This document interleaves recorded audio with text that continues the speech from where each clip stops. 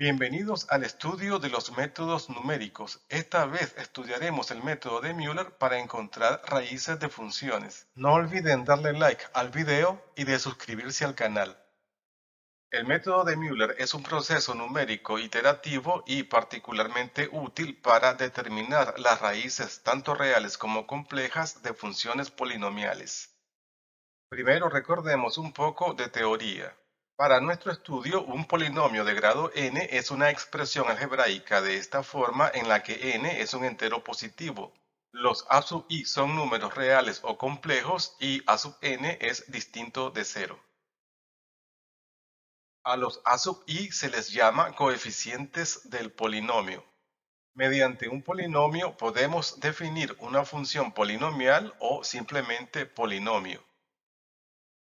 Del teorema fundamental del álgebra podemos afirmar lo siguiente. Para un polinomio de grado n igual o mayor que 1 existen constantes únicas x1, x2 hasta xk posiblemente complejas, así como enteros positivos m1, m2 hasta mk tales que su suma es el grado del polinomio. De tal manera que el polinomio puede ser expresado factorizado en esta forma. Resumiendo, podemos afirmar que si cada raíz xi es contada tantas veces como su multiplicidad mi, entonces un polinomio de grado n tiene exactamente n raíces que pueden ser reales o complejas. Veamos algunos ejemplos. En el primero se muestra una función polinomial de segundo grado cuya gráfica es una parábola. La función tiene dos raíces reales que son -2 y 4. Esto se evidencia en su expresión factorizada.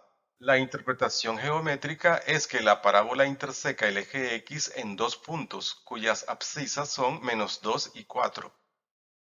En el segundo ejemplo tenemos una parábola que tiene un contacto tangencial con el eje X, precisamente en x igual 1. Este tipo de contacto está relacionado con la multiplicidad 2 de la raíz. Ahora tenemos una parábola que no tiene ningún tipo de contacto con el eje X. Esto significa que no tiene raíces reales. Lo que sucede es que sus dos raíces son números complejos, específicamente 1 menos 2i y 1 más 2i. Se debe recordar que en polinomios con coeficientes reales, las raíces complejas siempre aparecen en pares conjugados. En el cuarto caso tenemos un polinomio cúbico con una raíz real y dos complejas. La raíz real es 10 y las complejas son la unidad imaginaria i y su conjugado menos i. Esta función polinomial la vamos a utilizar más adelante para ejemplificar el método de Müller. En el quinto caso tenemos un polinomio de cuarto grado con dos raíces reales y dos complejas. Las raíces reales son -1 y 2, mientras que las complejas son 1 más i y su conjugado 1 menos i. En el último caso tenemos un polinomio de quinto grado con tres raíces reales y dos complejas. Las raíces reales son -1, 1 y 3, mientras que las complejas son 5i y su conjugado -5i. Para iniciar con el método de Müller, consideremos una función f y su raíz x asterisco. El método de Müller es como una generalización del método de la secante, el cual utiliza en un proceso iterativo dos puntos de la función para trazar por ellos una recta. El punto de intersección de esta recta con el eje X da en cada iteración una mejor aproximación x sub s de la raíz x asterisco. El método de Müller utiliza en un proceso iterativo tres puntos de la función f para trazar por ellos una parábola. Aquí es conveniente recordar que por tres puntos no colineales pasa una y solamente una parábola. Normalmente un punto de intersección de esta parábola con el eje X proporciona en cada iteración una mejor aproximación a la raíz de la función f. La parábola corresponde a un polinomio cuadrático, por tanto tiene dos raíces ubicadas en dos intersecciones con el eje x. Nombraremos x0, x1 y x2 los valores x de los tres puntos de la función por los que pasa la parábola. Para determinar la parábola que pasa por los puntos P, Q y R, construiremos un polinomio cuadrático a partir de este formato conveniente. La parábola quedará determinada cuando conozcamos los coeficientes a, b y c del polinomio P. Como la parábola pasa por los puntos P, Q y R de la función f, los coeficientes deben satisfacer estas tres ecuaciones. Entonces debemos resolver un sistema lineal de tres ecuaciones con tres incógnitas. El coeficiente c queda determinado directamente porque en la tercera ecuación los términos que contienen la diferencia x2 menos x2 se anulan. Luego de una tarea cuidadosa y laboriosa se despejan los otros dos coeficientes.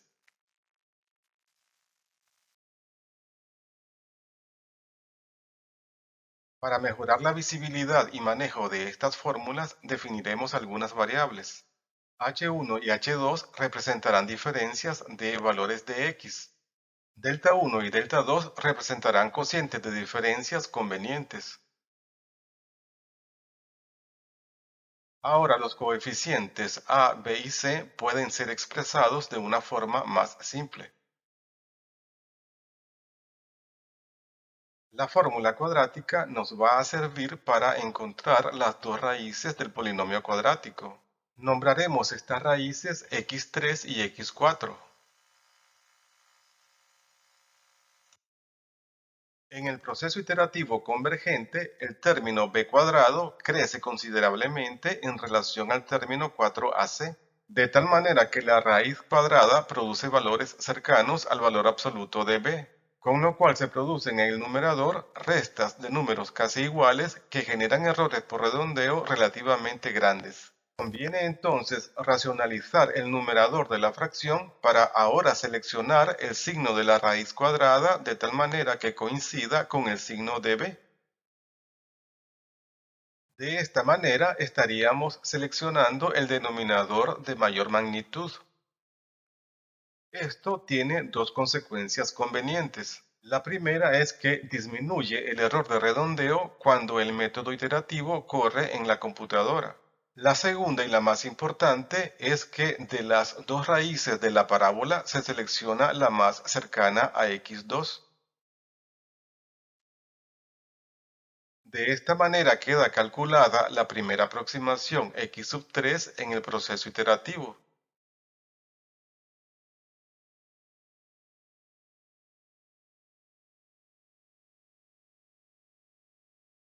Ahora se prueba si la distancia entre x3 y x2 es menor que alguna tolerancia predeterminada, por ejemplo, una 100 millonésima.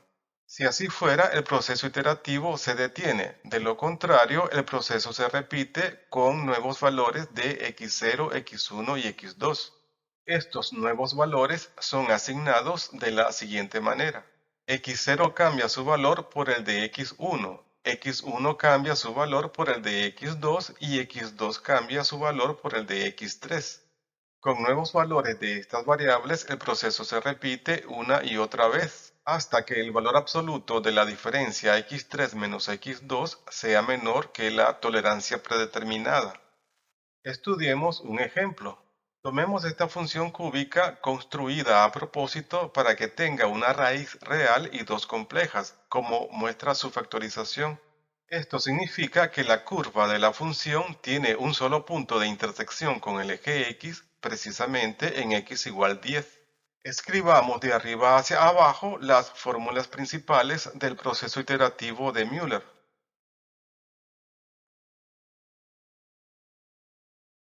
El proceso finalizará cuando la distancia entre x2 y x3 sea menor que una tolerancia seleccionada, en este caso será 10 a la menos 8. Iniciamos el proceso con tres aproximaciones iniciales, por ejemplo 2, 5 y 8, y evaluamos la función f en esos valores. Estos valores corresponden a las coordenadas de tres puntos de la función f. Evaluamos las variables intermedias h1, h2, delta 1 y delta 2. Con estos valores determinamos los coeficientes del primer polinomio cuadrático. La parábola correspondiente pasa por los tres puntos iniciales. Ahora se determina la raíz x3 del polinomio p, que será la primera aproximación calculada a la raíz 10 de la función f. Calculamos el valor absoluto de la diferencia entre x3 y x2.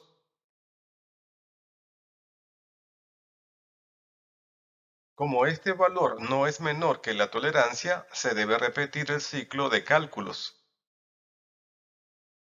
Para el segundo ciclo, x0 toma el valor de x1, x1 toma el valor de x2 y x2 toma el valor de x3. Se efectúan los cálculos necesarios hasta dar con el segundo polinomio cuadrático.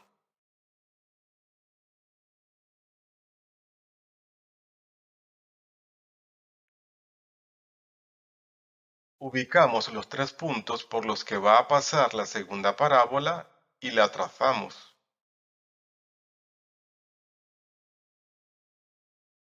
Se calcula el segundo valor de x3, que pasa a ser la segunda aproximación calculada de la raíz 10 de la función f. Obsérvese que este valor 9.82 está bastante más cerca de 10 que el valor anterior 11.81. El valor absoluto de x3 menos x2 es 1.99. Como este valor no es menor que la tolerancia, entonces se debe repetir el ciclo una vez más. Esta vez no mostraremos los cálculos, pero se puede demostrar que la tercera parábola produce un valor x3 de 9.99, es decir, casi 10. Obsérvese que en la gráfica el punto de x3, que es el azul, ya no se distingue del de 10, que es la raíz exacta de la función f. Continuando de esta manera, se alcanza la tolerancia predeterminada en la sexta iteración. Podemos ahora concluir diciendo que el método de Müller converge en 6 iteraciones a la raíz 10 de la función f con una tolerancia de 10 a la menos 8. Los métodos numéricos nos proveen de su máximo potencial cuando son implementados en programas de computadoras. Así, por ejemplo, Microsoft Excel nos provee de un medio para automatizar y analizar el método de Müller. En celdas de una hoja de cálculo, de izquierda a derecha y de arriba hacia abajo, introducimos apropiadamente las fórmulas del método. Se ven bastantes fórmulas porque hemos agregado aritmética de números complejos para encontrar tanto raíces reales como complejas. Las celdas coloreadas de amarillo contienen la parte real de los números, mientras que las coloreadas de lila contienen la parte imaginaria.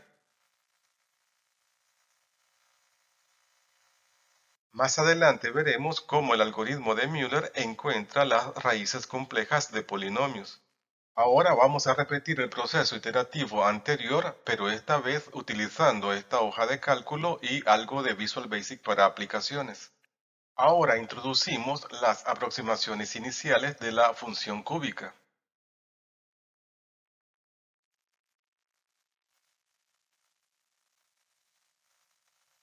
Obsérvese que las partes imaginarias son cero porque las aproximaciones iniciales son números reales. Ejecutamos la primera iteración y obtenemos los coeficientes del primer polinomio cuadrático y su gráfica.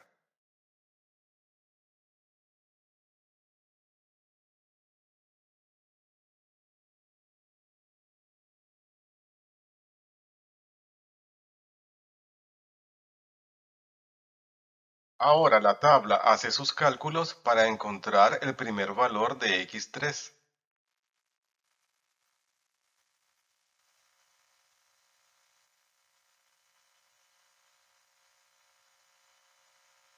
En la última fila se escribe la tolerancia predeterminada, se determina el valor de x3 y se prueba si se ha alcanzado la tolerancia.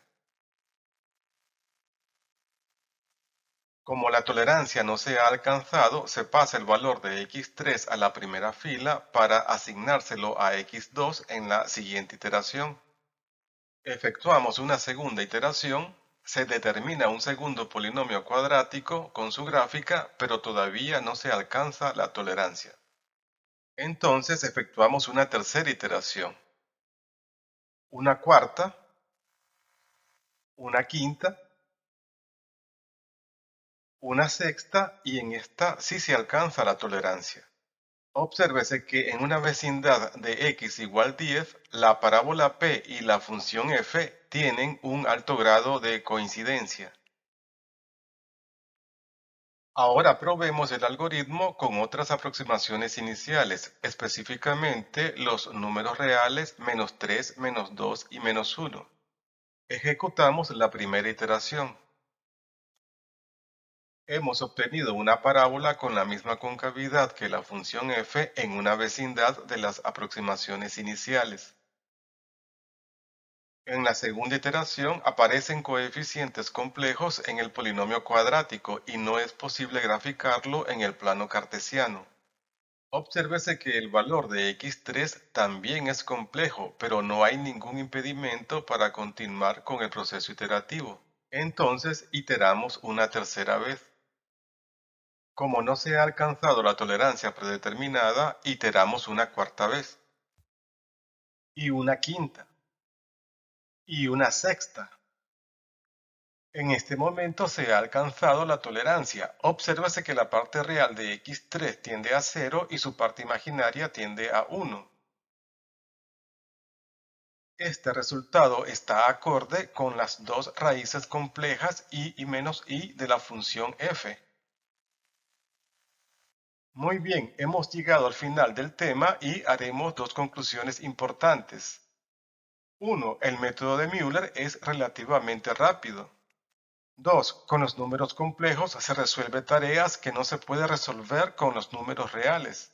El algoritmo de Müller nos proporciona una bonita figura en la que el algoritmo es como un puente por el que se pasa de los números reales a los complejos sin ningún tipo de obstáculo. No olviden darle like al video y suscríbanse al canal. Hasta pronto.